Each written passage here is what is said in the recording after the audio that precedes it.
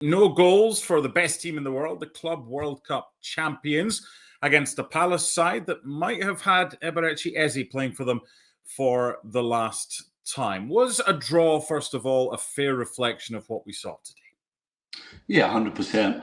I don't think either side going forward, certainly in the attacking half of the field, deserve to win this game. And quite frankly, I think I do feel for Chelsea a little bit. You know, this probably was one of the worst games they could have had to start the season. They've only been back since the Club World Cup for 10 days. And they were never going to be 100%. Certainly were never going to be sharp enough against a Crystal Palace side that are so well organised that you need your legs to break them down. You need that extra sting in your legs. You know, you need to have that little half yard that can separate you from well organised defences. And so I do feel for Chelsea a little bit. They didn't really create anything. I mean, I think 90th minute and the 94th minute, Delap had a chance and Santos had a chance. But other than that, absolutely nothing. Cole Palmer was invisible, as were most of the Chelsea side. But to be quite honest, I think this was just unfortunate that they were coming up against the Crystal Palace side who are clearly match fit, and Chelsea are not match fit.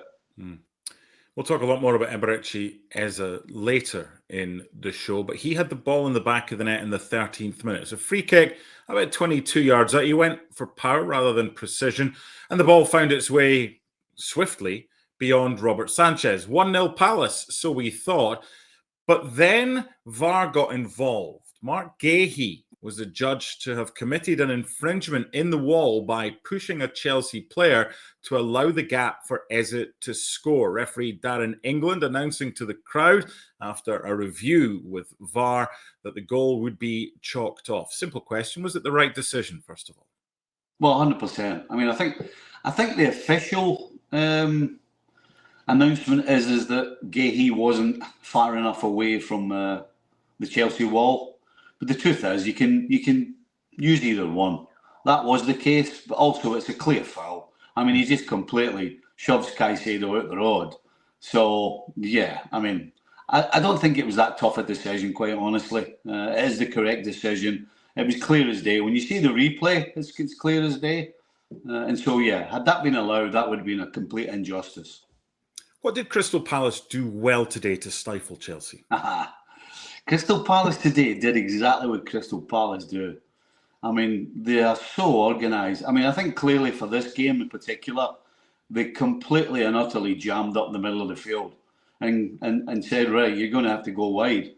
But Chelsea didn't want to go wide. I mean, I don't understand that part of it from Chelsea. You know, you've got Gittins on one side, Neto on the other side. Get them the ball then. If Palace want to jam the middle up, get these two guys the ball. That's why you spent all the money you did on both of them. Obviously, you've got Esteval who comes on as well. Tyreek George, another one who could have, you know, played in the wide areas to start with. Never mind be on the bench. So that to me is what this should have been about. But Chelsea never really tried to exploit that. And any time they did go wide, they just came back into the middle again. So. Listen, Palace was so organised, jammed the middle of the park. Chelsea had no answers for it. Again, a little bit of what I said earlier.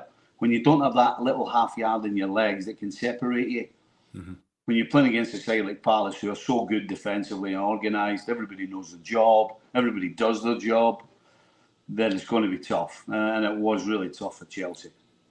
It's easy to focus on the so-called big team when they're playing against a side like Crystal Palace. But for me, it's a bit disrespectful to the likes of Palace, because you've said perfectly the way that they are and what they do.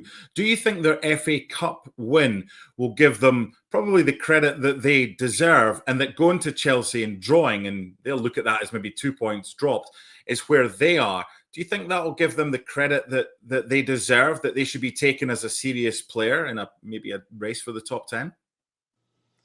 Yeah, I don't think that's in question. I think anybody who's certainly seen enough of Palace over the years will understand that this Palace side, you know exactly what you're going to get from them every time they step on the field, and that's a coach's dream. And that's certainly down to the coach, but it's certainly down to the players as well. Now, if Palace decide that Guéhi has to go and Eze has to go, then that could change things, because there's such a well-drilled, well-oiled machine that when you take a couple of important pieces out, it totally changes it. Certainly from a defensive point of view, if you take Guéhi away, how are they possibly going to replace him? And then from an attacking side of the game, obviously Palace play on the counter. And when you've got the quality that Eze has, he's absolutely perfect. Certainly with the work ethic he has to go with his ability, he's perfect in that Palace system. So, yes, I think 100% Palace will get or are getting the respect they deserve. But that could change if those two pieces of the puzzle disappear.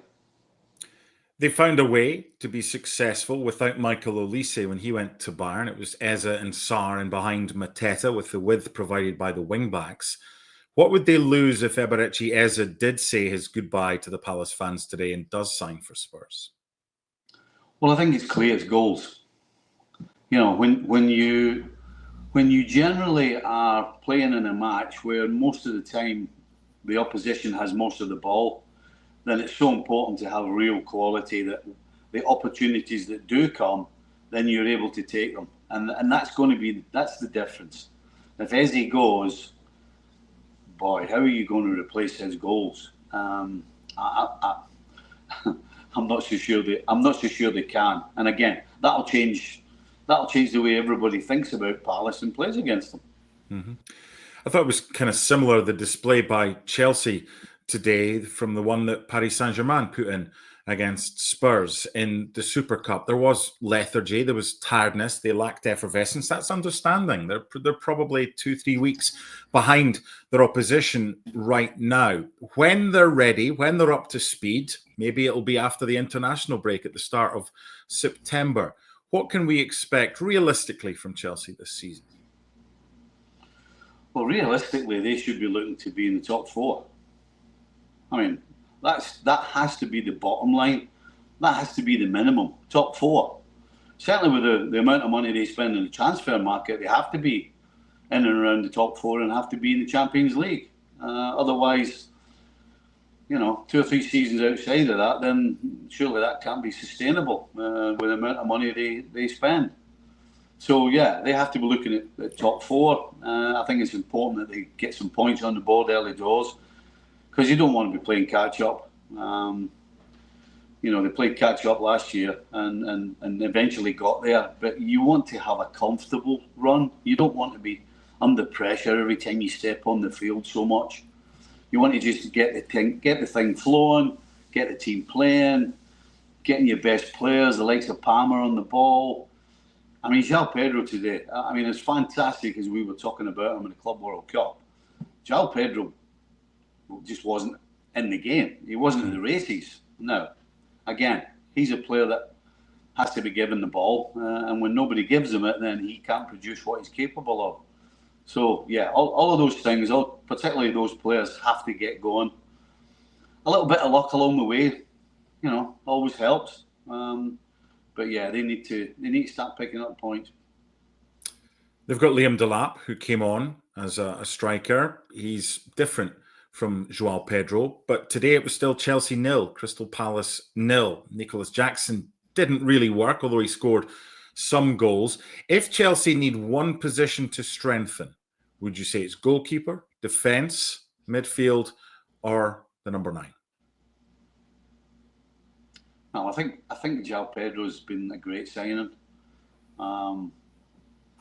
Delap, still only 22, was never going to be coming straight in and being Chelsea centre forward. João Pedro for me was always going to be that guy. So I think they've filled that right now. I don't think you can say too much about that. I think the middle of the park looked good. Defensively, I thought young Ashapong did pretty well today. Mateta's a handful, and Mateta physically is too big and strong for most centre backs. So that part of the game today, I'm going to give Ashapong the benefit of the doubt. But I guess I'm not comfortable with Sanchez in goal. I'll be honest. I don't particularly rate him. You know, he made a save from a Mateta shot that was a snapshot. And as soon as he caught it, he couldn't wait to have a go at his defender. I mean, I don't like keepers like that. I like the cool, calm, calculated, calm down type of goalkeeper. I don't like the ones that try and point the finger at the defenders.